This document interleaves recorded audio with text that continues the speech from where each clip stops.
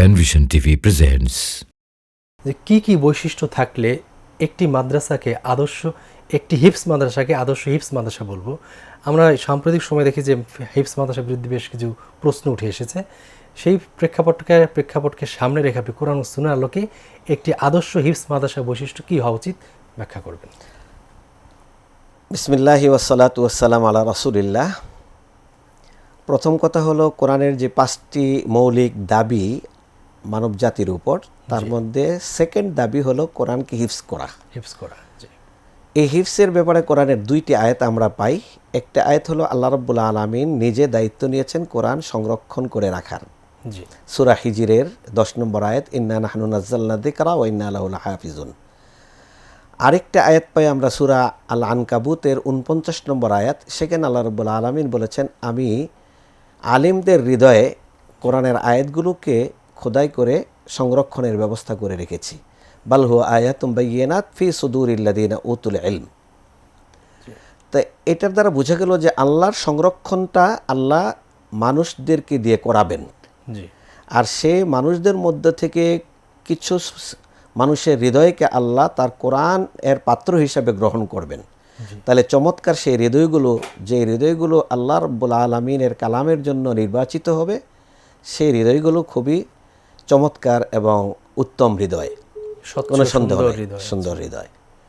সেই ক্ষেত্রে আমরা কোরআনের হাফেজ বানানোর জন্য বর্তমান যুগে আমরা হিফজ মাদ্রাসাগুলোর শরণাপন্ন হয়ে থাকি, এবং অনেক মায়েরা এবং বাবারা স্বপ্ন দেখে তার সন্তানটি কোরআনে হাফেজ হয়ে সম্মান অর্জন করবে, তিনি একজন গর্বিত হাফেজের পিতা বা মা হওয়ার সৌভাগ্য লাভ করবেন। এটা একটা মা বাবার স্বপ্ন থাকে। সেই ক্ষেত্রে অনেক মা বাবা শিক্ষা প্রতিষ্ঠানে নিয়ে যান, কিন্তু তারা অনেকে হয়তো যথাযথ মানসম্মত শিক্ষা বা মাদ্রাসা খুঁজে পেতে তারা হয়তো ব্যর্থ হন। আমরা দু একটি হিফজ প্রোগ্রামের সাথে রিলেটেড দু একটি বিষয় আমরা বলবো, যেগুলো আমাদের শিক্ষার্থীদের জন্য লাভের চেয়ে কিছু ক্ষতিও হয়ে যায়। এর মধ্যে একটি হলো, হাফেজ হওয়া কিন্তু একটা মর্যাদা, কোনো একাডেমিক স্বীকৃত কোনো কোয়ালিটির নাম হাফেজ না।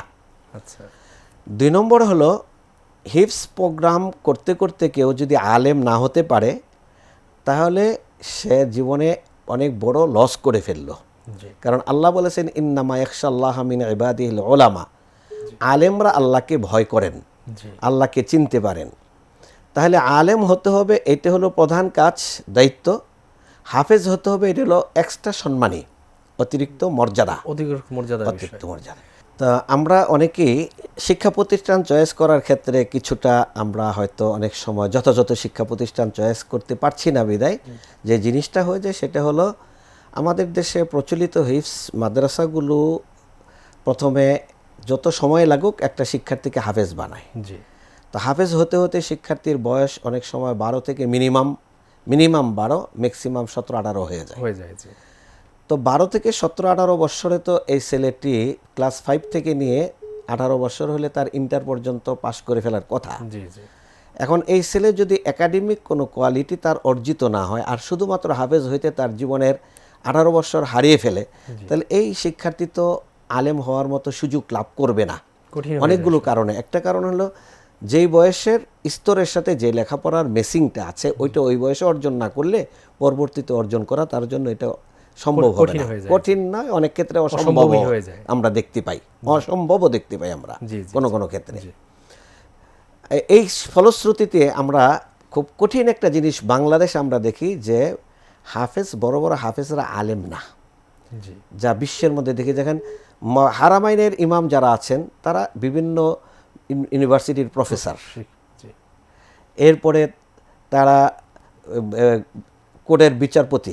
একদিকে তারা হাফেজ, একদিকে তারা আলেম, দুটো গুণই একসঙ্গে তাদের মধ্যে পাওয়া হয়েছে। আমাদের দেশে এটা খুবই কম।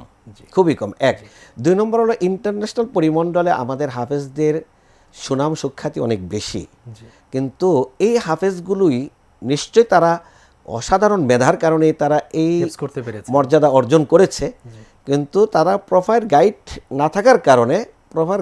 না থাকার কারণে দেখা যাচ্ছে তাদের এই সুনাম সুখ্যাতি পরবর্তীতে ধরে রাখা সম্ভব হচ্ছে না। শুধু আলেম না আমরা হওয়ার কারণে। 80-র দশক থেকে আমরা দেখছি ইন্টারন্যাশনাল পরিমণ্ডলে হাফেজরা আমাদের দেশের সুনাম বয়ে নিয়ে আসছেন, জি, জি। কিন্তু সেই হাফেজরা তারা বড় স্কলার হয়েছেন, বড় আলেম হয়েছেন, বড় শিক্ষাবিদ হয়েছেন, এটা আমরা খুব বেশি একটা দেখতে পাই না। পাইনি, জি। হাতে কোনো 1-2 জনের জন্য হয়তো হইতে পারে, জি, জি। আমরা খুব বেশি দেখতে পাই না। জি। এই বিষয়টার কারণে আমাদের কোয়ালিটি হিফজখানার জন্য আমাদের যা দরকার, 1 নম্বর হলো জেনারেল শিক্ষা এবং হিফজ শিক্ষাকে সমন্বিত করে পাঠদান করা।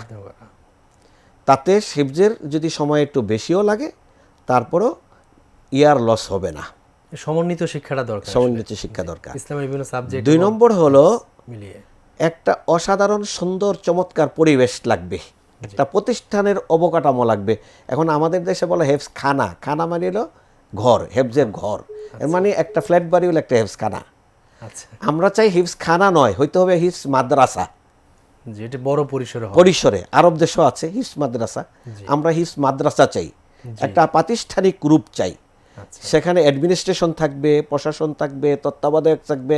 এখন দেখা যায় একজন হাফিজ সাহেব একটা মাদ্রাসা, তিনি মালিক, তিনি শিক্ষক, তিনি বাজার করছেন, তিনি খাওয়াচ্ছেন, তিনি সব কিছু করছেন। সবকিছু অতএব তার উপর তদারক করার কেউ না থাকার কারণে তার দ্বারা অনৈতিকতাও হয়ে যাওয়ার সুযোগ আছে, আমরা এবং দেখছিও যেগুলো তাই। হচ্ছেও। জি, জি। তার উপর তদারকি না থাকার কারণে তিনি সেখানে টর্চার, শারীরিক, মানসিক, জি, যৌন বিভিন্ন ধরনের টর্চার সেখানে আমরা দেখছি, এবং এটা বাস্তব।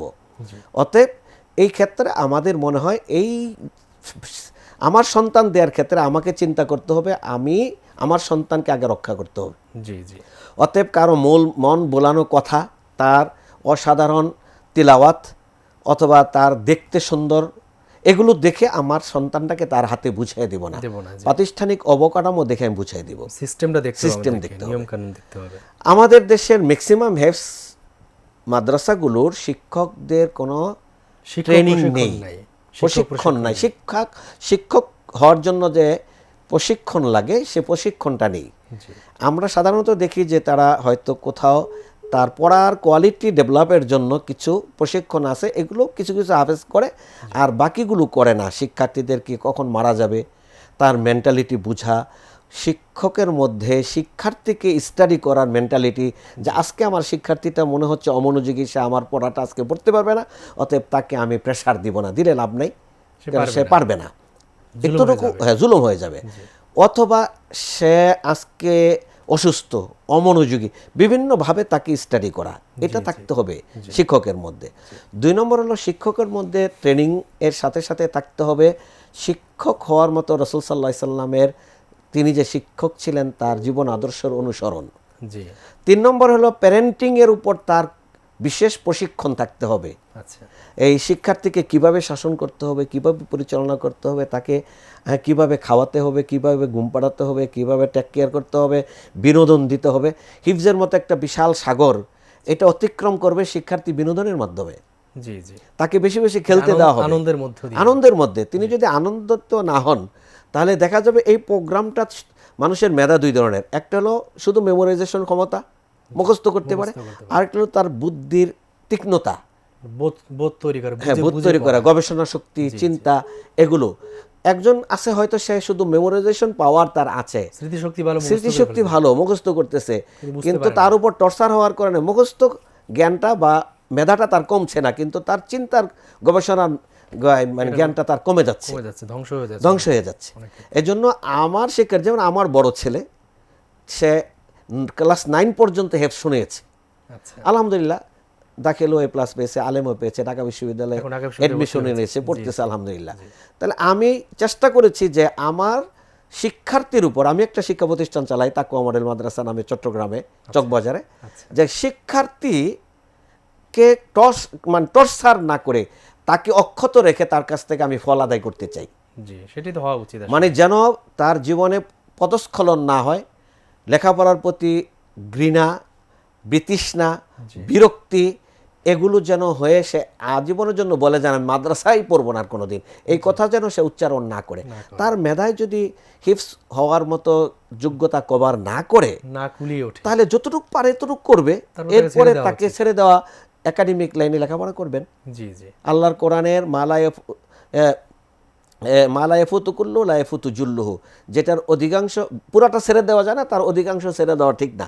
যতটুকু পারি আমি অতটুকু কোয়ালিটি তো অর্জন হলো, ওই কোয়ালিটিকে অর্জন করা আমার চিন্তা করতে হবে। শুদ্ধভাবে সে শিখতে পারলো, হ্যাঁ। সূরা তো মুখস্থ করতে পারলো। এর সাথে সাথে আমাদের মনে করতে হবে যে শিক্ষা প্রতিষ্ঠানে সিসি ক্যামেরা নিশ্চিত করা, জি শিক্ষার্থীদেরকে শিক্ষকদের দ্বারা কোনো মানে শিক্ষকরা যেন তাদের কাছ থেকে কোনো সেবা না নেয় এটা নিশ্চিত করা। জি শিক্ষার্থীরা বাচ্চা, আমি বাসা কি আমার সন্তানদের কাছ থেকে সেবা নেই, না না আমরা অতিরিক্ত তাদের সেবা করি, তাদের সেবা তাহলে করি তারাও তো আমি। আমার সন্তান হিসাবে এখানে এসেছে, অতএব আমাদের তাদের সেবা করতে হবে। সে খেয়েছে কিনা, ব্রাশ করেছে কিনা, কাপড় চোপড় পরিচ্ছন্ন আছে কিনা, সুস্থ কিনা, হ্যাঁ ঘুম আসতেছে কিনা ঠিক মতো, এই বিষয়গুলোকে আগে যদি আমি টেক কেয়ার করি, এরপরে না আমি তাকে পড়ার জন্য আমি বলতে পারি। সে শিক্ষার্থী ঘুমায়নি, শিক্ষক খোঁজ নেননি, তাহলে তাকে পড়ার টেবিলে সে জিমাবে, অন্য মনস্ক থাকবে, তাহলে তো শিক্ষক এক সময় তার ধৈর্যের বাত বেঁধে যাবে, ভেঙে যাবে, তখন সে টর্চার করবে, মারবে। এজন্য সবর যেটা বলেছেন, সবর লাগবে শিক্ষকের মধ্যে, রাসূল সাল্লাল্লাহু আলাইহি ওয়াসাল্লামের সুন্নাহর অনুসরণ লাগবে। এই জাতীয় বিষয়গুলো নিয়ে আমাদের বেশি করে সেমিনার হওয়া উচিত, সিম্পোজিয়াম হওয়া উচিত, এবং এগুলো নিয়ে আমাদের ওয়ার্কশপ হওয়া উচিত, যে একটা আদর্শ হিফজ মাদ্রাসা কিভাবে পরিচালনা করা যায়, প্রতিষ্ঠিত করা যায়। এগুলো আলেমরা বসে এই শিক্ষার সাথে যারা রিলেটেড আছেন তারা একটা জাতীয় নীতিমালা তৈরি করতে পারেন, যেটা বাংলাদেশের সব মাদ্রাসাগুলো মেনে নেবে, এরকম একটা উদ্যোগ নিয়ে আমার মনে হয় যে জীবনে তারাই বড় হয়েছে যারা শারীরিক টর্চার যাদের উপর হয়নি, বা শারীরিক মানসিক কোনো টর্চার যাদের উপর হয়নি। আমি মনে হয় আমার জীবনে আমি হেফজ পড়েছি, হেফজখানায় আপনি নিজে তো একজন হাফেজ হেফজ পড়েছি, আমার জীবনে হয়তো ওস্তাদের হাতের একদিন একটা বা দুইটা বেতের বাড়ি খেয়েছি, আমার মনে হয় এতটুকু। তাও সে 80-র দশকে, আমি 78 সালে 79 সালে হাফেজ হয়েছি, হ্যাঁ 79-80 সালে, তাহলে সে 80-র দশকে আমি আমার তখন, বর্তমান দশক তো আরও অনেক আপডেট, জি জি আজ থেকে কত বছর পরে 45 বছর অতিক্রম হয়ে গেছে, সেখানে এই তখনও আমরা মাইর খাই নেই, তাহলে বোঝা গেল মাইর না খাওয়াটাই আমার জীবনের এতটুকু অগ্রগতির জন্য একটা বড় ধরনের পজিটিভ আমার অবস্থা তৈরি হয়েছে। এরপর আমি দাওরা পড়েছি, আমি কামেল পড়েছি, আমি অনার্স পড়েছি, মাস্টার্স করেছি, পিএইচডি করেছি, কোনো জায়গায় তো আমার ওস্তাদরা শুধু আমাকে, বিদেশে গিয়ে পড়েছে, সব জায়গায় আমার শিক্ষকরা আমাদেরকে উৎসাহিত করেছেন।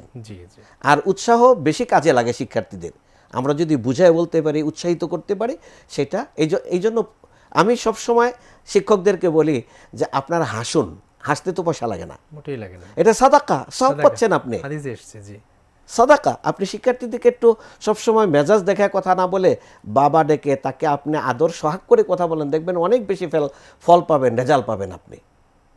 জি জি আমাদের ওই নীতিতে বেরিয়ে আসা উচিত। এখন এই সুযোগে দুইটা সমস্যা, গতানুগতিক অনেক হেফজখানাগুলোতে, অথবা কোনো শিক্ষক দেখা যাচ্ছে যে তার কোনো একাডেমিক জ্ঞান নাই, শুধুমাত্র হেফজ শেষ করে পারিবারিক চাহিদার কারণে হোক, অথবা অন্য লেখাপড়ার প্রতি অনীহার কারণে হোক, অথবা সময় হারিয়ে যাওয়ার কারণে হোক, চাকরিতে ঢুকে যাচ্ছে, তার কোনো প্রশিক্ষণ নাই, কিছুই নাই, অতএব সে কি করতেছে, শিক্ষার্থীদের উপর টর্চার করছে, স্বেচ্ছাচারিতার প্রকাশ পায়। হ্যাঁ, এটার কারণে বদনাম হচ্ছে, এটার থেকে উত্তরণ দরকার।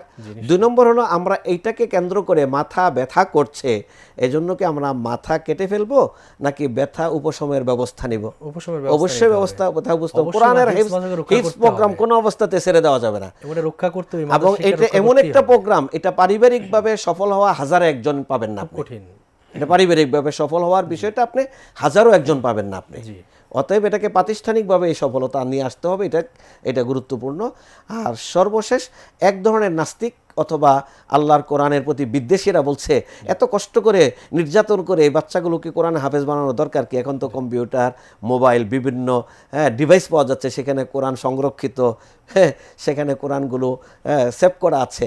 অর্থাৎ আমরা বলবো আল্লাহ কোরআন সেভ করার জন্য ডিভাইসকে দায়িত্ব দেয়নি, বালুহা আয়াতুম বাইয়িনাত ফি সুদূর, হৃদয়কে দায়িত্ব দেওয়া হয়েছে।